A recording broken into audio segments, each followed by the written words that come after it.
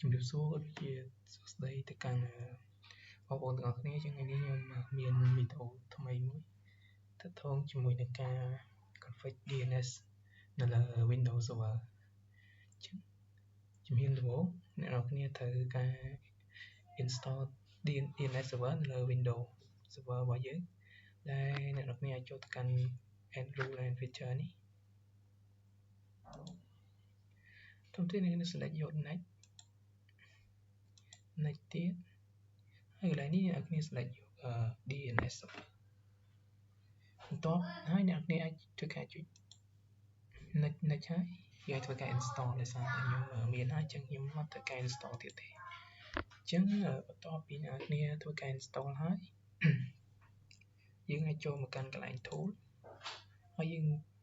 ជ្រើសយកពាក្យ DNS នេះចឹងយើងចូលមកកាន់ DNS ចឹងមុននឹងយើងចូលធ្វើការ config DNS ត្រូវយើងថាតើ DNS ហ្នឹងគេប្រើសម្រាប់អ្វី DNS server ហ្នឹងយើងធ្វើការប្រើសម្រាប់បំលែងពី IP address ទៅជា domain ទៅជាអក្សរដើម្បីឲ្យយើងងាយស្រួលក្នុងការវាយអញ្ចឹងដែលក្រោយនេះយើងមានពីរទីមួយគឺ forward lookup 0និង reverse lookup 0 forward lookup 0នេះវាទាក់ទងជាមួយនឹងការបំលែងពី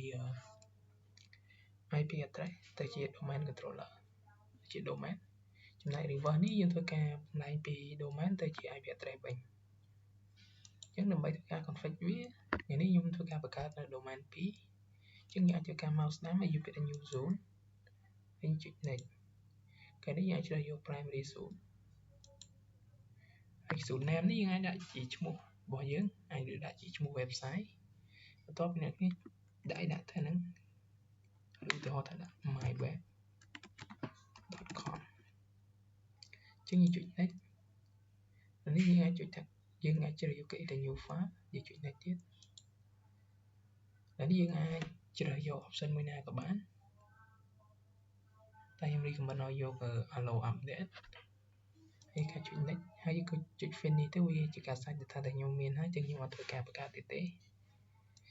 បន្ទាប់ពីអ្នកគ្នាបង្កើតរួចហើយគ្នាអាចចុចមកលើឧទាហរណ៍នេះ my web ដែលខ្ញុំបានបង្កើតមិញនេះយើងអាចមកស្ដាំលើវាហើយចុចយកពាក្យ new host record ក្រោយនេះអ្នកគ្នាអាចវាយដាក់ថា www ក្រោយនេះ IP address របស់ machine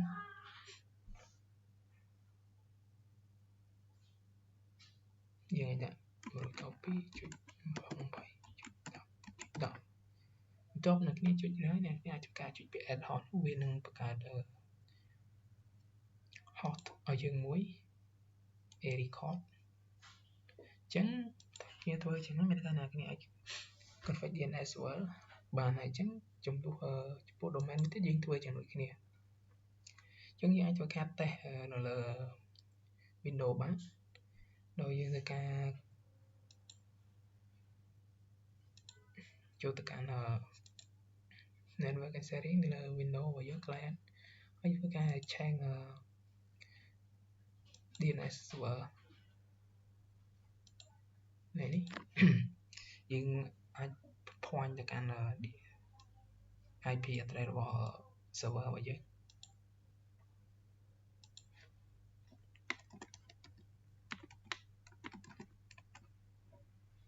sorry នេះយើងដាក់ IP នេះមកបន្ទាប់អ្នកគ្នាចុច OK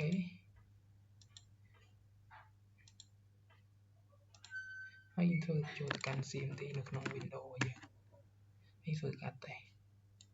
នៅ lookup នេះវាស្គាល់គឺ address ប៉ុណ្នេះគឺជា name របស់យើងគឺ myweb.com អញ្ចឹងយើងតេស្តទៅលើ domain មួយទៀតទៅប្រើ command lookup ដូចគ្នា www.site.com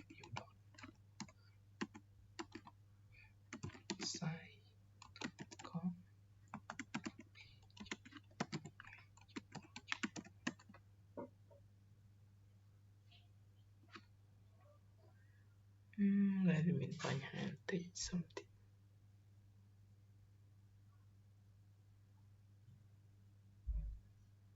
Oh sorry point